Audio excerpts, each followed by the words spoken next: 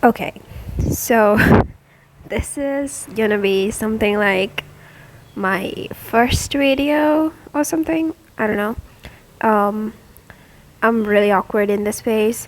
I've never done this, and right now, I don't know what the fuck I'm doing. Sorry for the swearing, but okay. So, hi, my name is Diane, and this is my YouTube channel, and I'm going to discuss books with you. I'm not really a very big active participant in the book community in like Twitter, Instagram, on some shit, social media, but I like books and I like to discuss it with my friends. And I'm not Native American or American, but just know me as someone from elsewhere in the world except for America and UK. So, okay, so to get into this, I really don't know what book I'm gonna review with you guys, but first of all, I'm just gonna search through my library in the Kindle and see if I have some good books that I can discuss with you. And I'm just gonna go with the most basic and the classic concept. And I think I would like to discuss a romance novel. So let's go. Okay, so I have my Kindle and I'm gonna go to the library.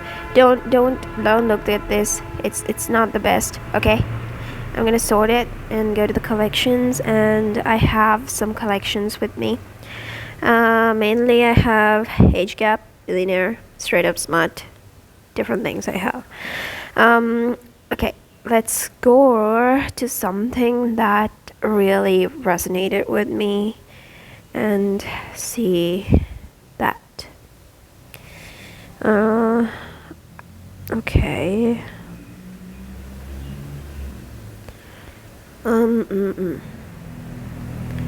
Let's go with Billionaire Romance. But no, one of my favorite ones, all-time favorites, was this book. This I temporarily do, which is like one of my favorite rom-com kind of thing.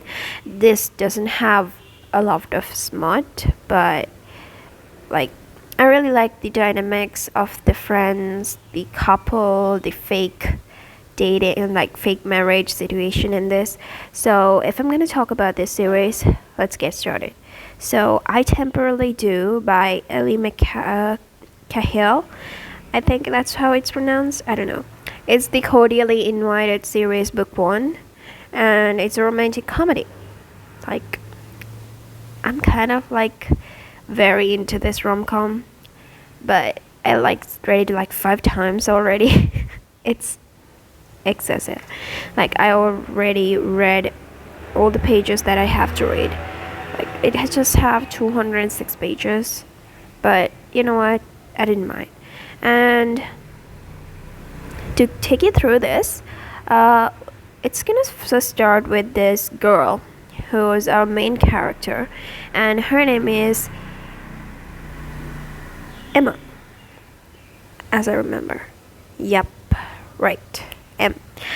Uh, so our main character M and the main male character is Beckett, and so this story is about their like having a similar. It's not a midlife crisis. It's like their shittiest moment in their life after going to college. Like they're going to college. So these two, Beckett and Emmy, or I don't, Emmy. Her name is Emily, but everybody calls her M or Emmy or Amy. What the fuck is her name? Wait a minute. Ooh. Let's see, Emily.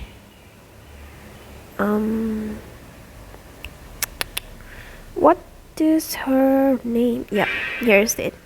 Emmy. So, yep. Emmy, and we have our beautiful Beckett. Beckett and Emmy are the main characters of this, and I think this is included in the sample, so I'm not gonna really go into this right now and show you all the spoilers, so I'm just gonna back off from here. And I don't know if it's allowed to do this, I don't know. Anyway, so we have our main characters, which is Beckett and Emmy. Emmy's real name is Emily. You have to remember that because it's important. And this is how it is. So Emmy hasn't really seriously dated somebody in the past. Like, I think she have, but not serious enough to have a relationship right now. So she's basically single right now. So there's that. And when it comes to Beckett, he is in a relationship with Emily and not Emmy. It's another Emily. And these both Beckett and Emmy are in the same, I think, high school. I don't know. I think university. Wait, one second. Where the fuck are they? Okay. Senior year of. Okay. So Emily was transferring school to. Okay.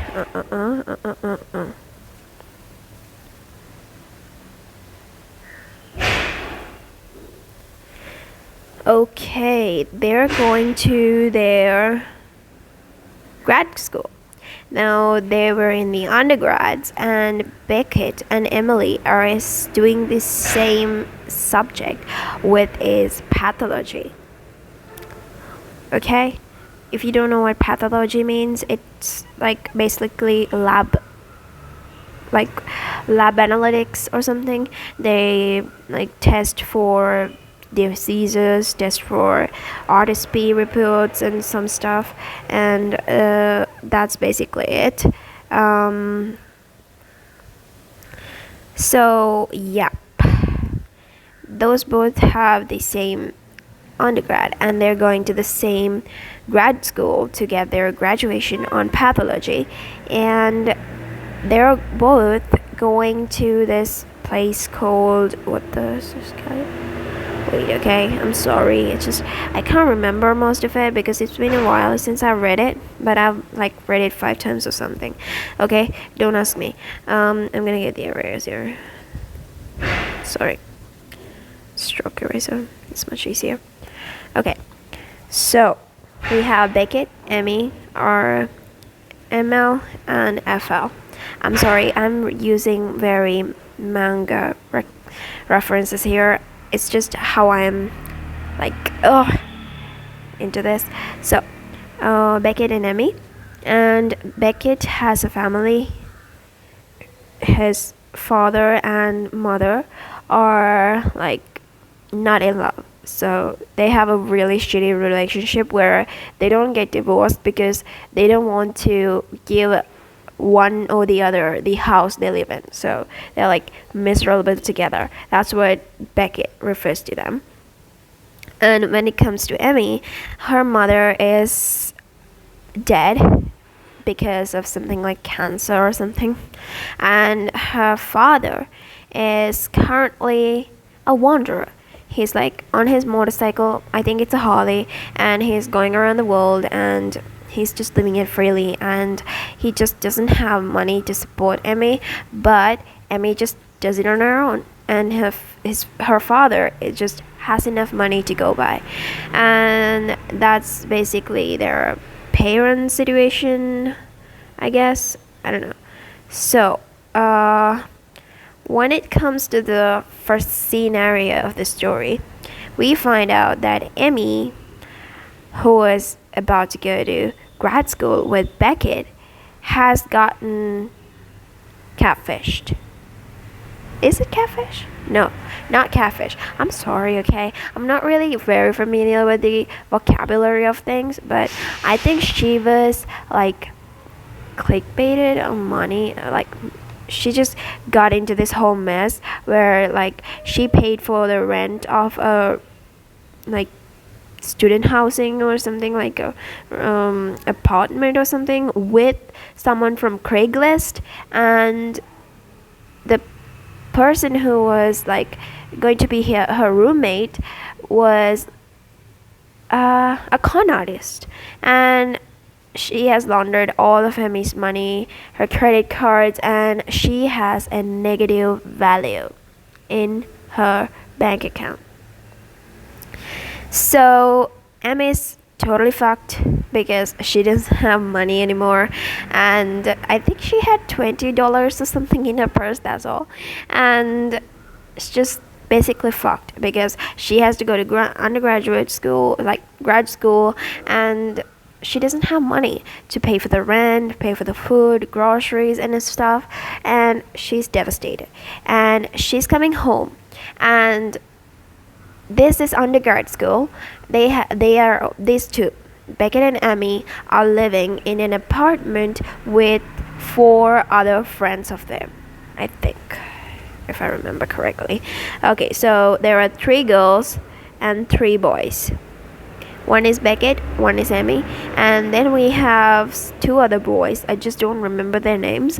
And one I think I remember is Ashley, and another girl. I don't remember her name either. So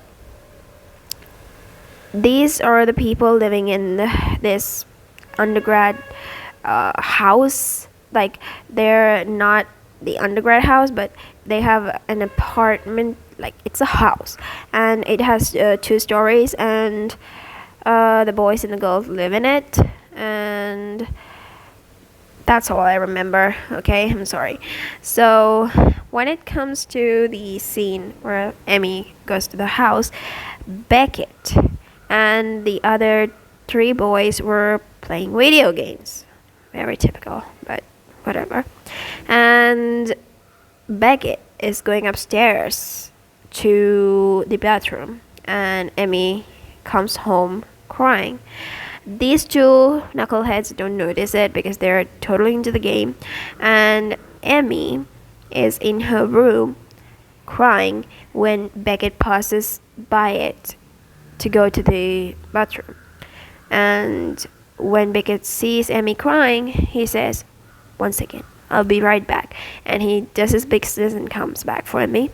And Emmy is telling that I had the shittiest day of my life, and Beckett is saying, "Oh, not shittier than mine." And then Emmy notices that unlike other days, Beckett is not going back to the playing of the video games, and his friends are not pausing and shouting out to him to come quickly and stuff. And Emmy notices that, and then Beckett tells that your day must not be as shitty as mine.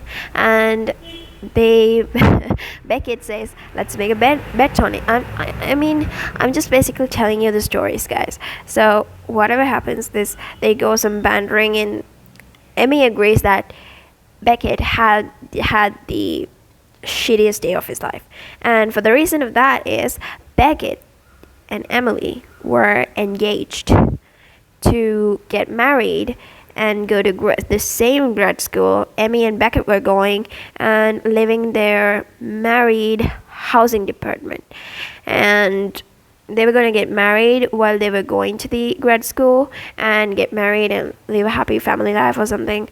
And this is mainly because Emily's parents are very conservative, and these 2 have slept together like one time, and Emmy just blurted out, "Oh my god, what am I gonna do? I'm going to go to hell." Something like that. So, like, poor Beckett. That's a weird name. Okay, so, whatever. And Emily, however, cancels the wedding and told Beckett that, "I don't want to go to grad school with you, and I'm just going to go to another grad school. I'm sorry I can't marry you. I'm not ready for it. I'm nervous. I don't think it's right. I think we're rushing into it," and some shit. And then she just blows him off and doesn't even answer his phone calls, and the one answering is her sister or someone, I don't know. So, and Amy accepts that, okay, it's not shitty, or like Beckett had more shitty than me. And in this particular story, I'm very like surprised at how accepting Emmy is. Like, she accepted her situation more well than any other person, and she has already taken action to what to do about this situation, and she's talked to the banks, blocked their credit cards and stuff, and like fill out the inquiries. Not yet, but Beckett and Emmy are like going to get shit faced over their shitty life choices and the curveballs that life has thrown towards them.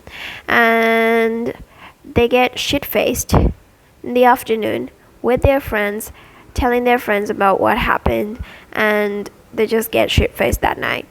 And the next morning, they go to Emmy and Beckett. After some bantering and stuff, they go to a Japanese or something, I don't remember, an Asian tea shop, and they have breakfast there where they like have the Asian hangover cure or something.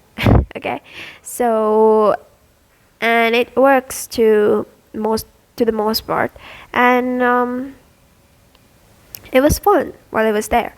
And okay, so what happens is Emmy and Beckett are gonna have a problem. The Beckett's problem is because he was about to go to the grad school and stay in the married dorm. Like, it's a dorm, like an apartment complex or housing. Okay, it was a housing for married couples, like married. Okay, they had to be married, and he's not gonna get married to Emily, so he is also gonna lose his place to stay. And these both of them are searching through the internet, finding some house, and they agree they're gonna be roommates and stuff from the breakfast place. And after they go home, they face this reality of the situation that there are no housing places there which they can like afford or like live. There are no good facilities in those places. So what they do is Beckett finds a way, and that way is Beckett says, "You are Emily," and I think you can guess it. So Beckett and Emmy gets married to go and live in this housing for married people, and on their way, they stop by a friend's house, and Beckett has a confrontation with Emily, this Emily, over the phone and something, and he learns that she has been planning this for a long time, and she hasn't even told him about it. He's very sad, and on the way, they get married. Like, Emmy and Beckett ties the knot on like a drive-through, marrying drive-through. Just like drive through it, put your appointment, get married, and go away, something like that. So they get married in there, and they stop at they stop at two places, like hotels or motels, I don't know. And in these two hotels, Beckett cries in the second one, if I remember correctly. And in the first one, they just sleep, and that's it. And Beckett cries in the second one, just expressing his frustration. And I really felt that, because there's this notion that men have to be emotionally jaded, and I don't like that. I mean, I had to like I'm guilty of this, actually. I have a brother, and I think being emotionally jaded was a specific need for male, because our culture just does that to a person, and it's frustrating. is frustrating to me, and I'm getting emotional.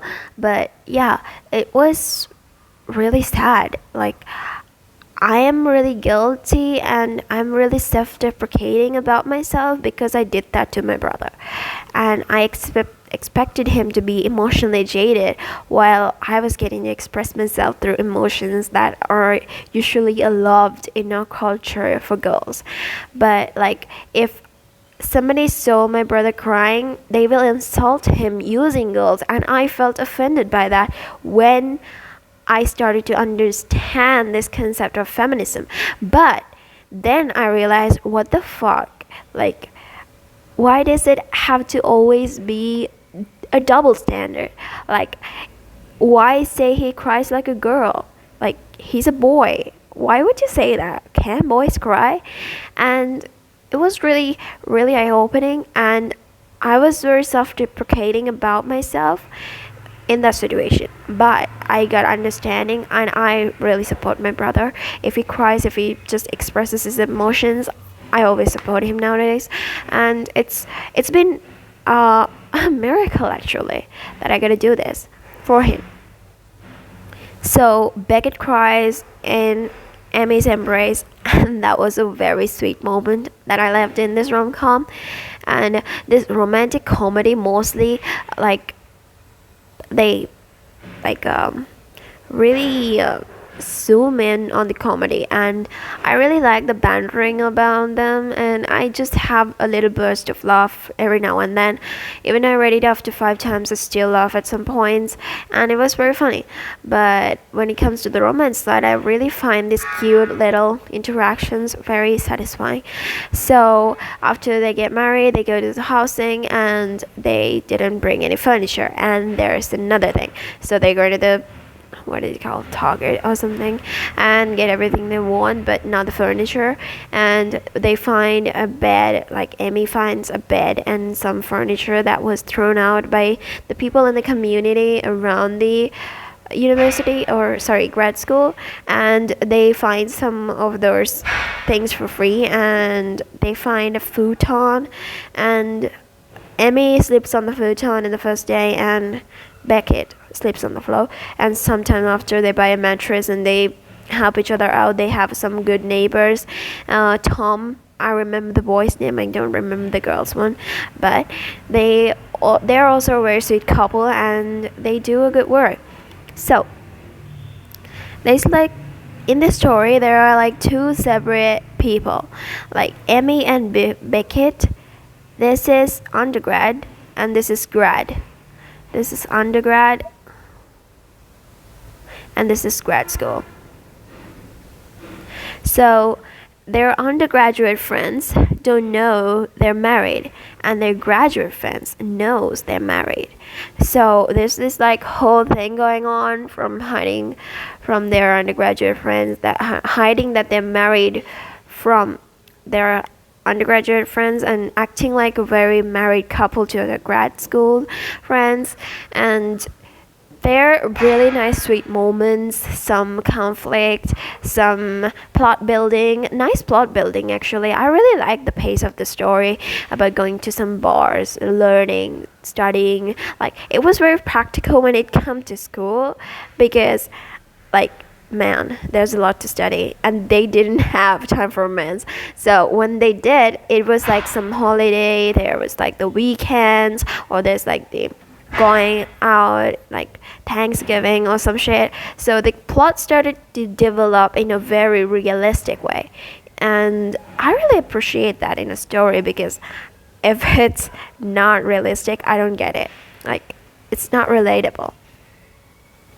So after some time, they have some really nice sweet moments in a friend's house after they go for Thanksgiving. They both don't want to stay with their families for this Thanksgiving, mainly because Emmy's father was out in Canada or something.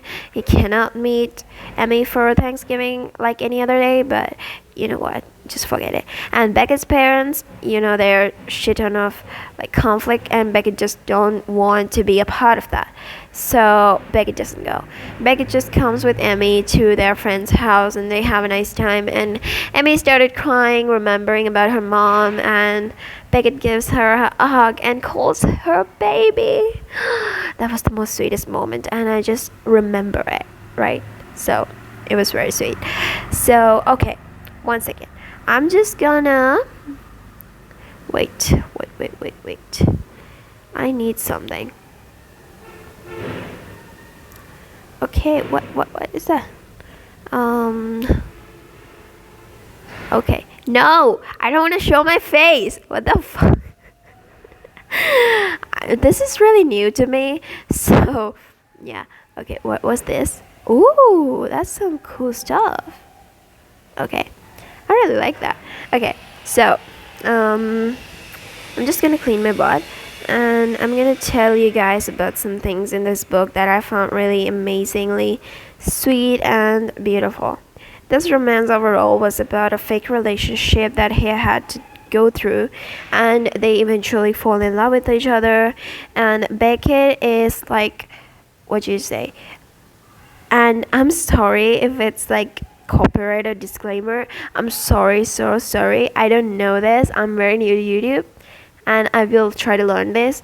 But one of my favorite booktubers, and that is Read with Cindy, and or you can say with Cindy, and she always caught this type of boys himbos.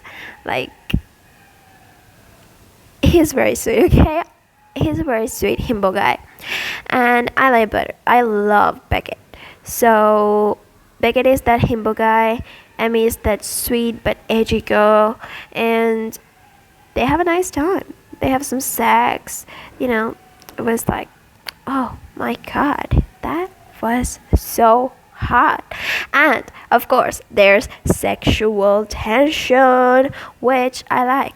Sexual tension is something I love so much, and I've been reading a manhwa these days. Manhwa, not manhua, manhwa, and it's a Korean manga, if you know what I mean. So, and this one has so much sexual tension.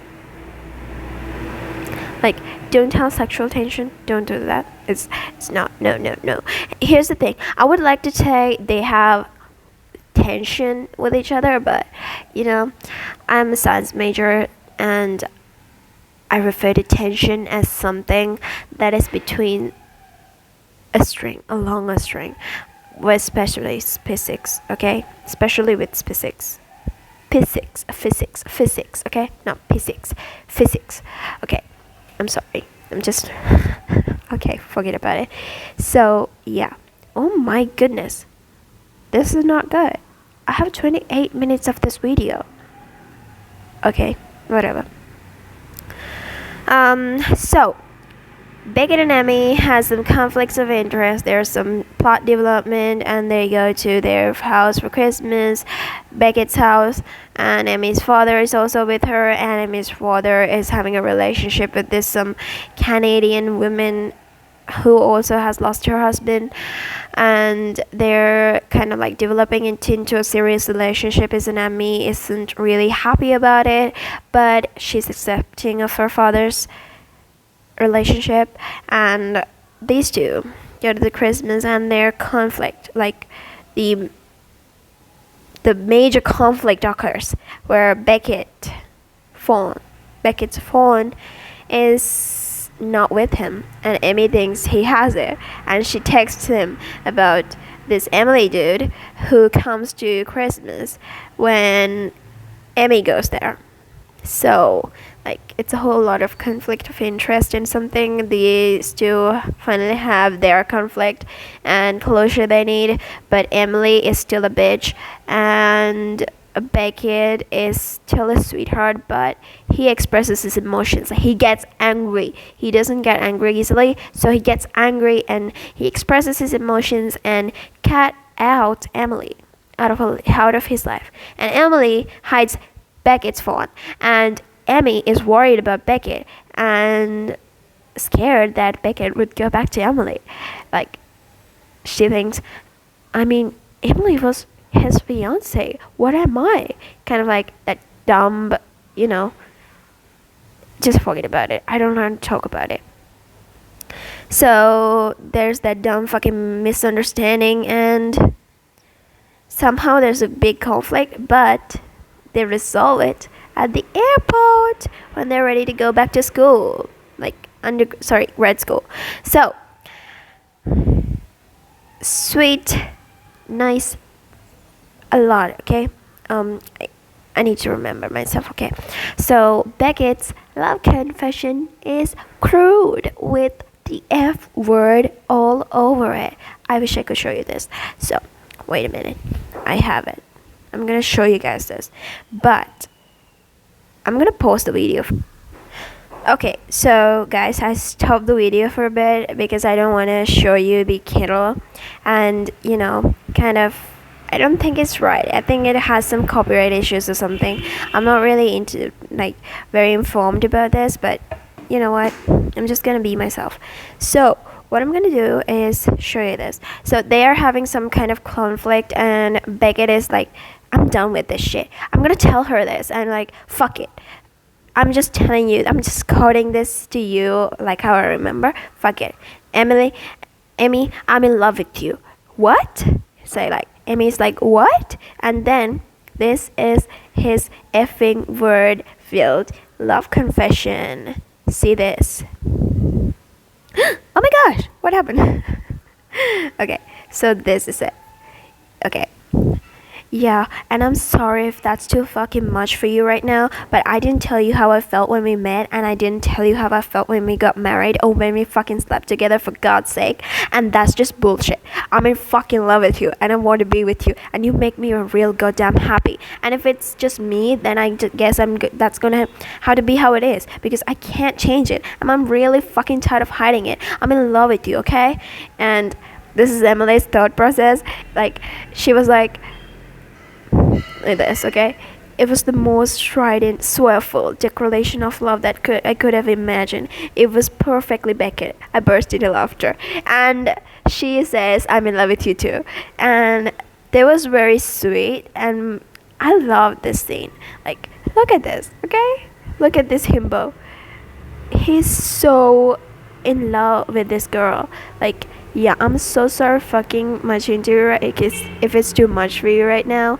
Like, I didn't tell you how. Okay, here's the thing. Beckett, when he first met Emmy, was in a relationship with Emily, and when Beckett first saw Emmy in the school, like undergrad, in her as his lab partner, he had thought that Emmy was cute and was gonna ask her out by breaking up with Emily, and he thought this must be a fucking sign because they became lab partners. And when he goes near her and asks her name, Emmy said her name is Emily. Hi, my name is Emily. Call me Emmy.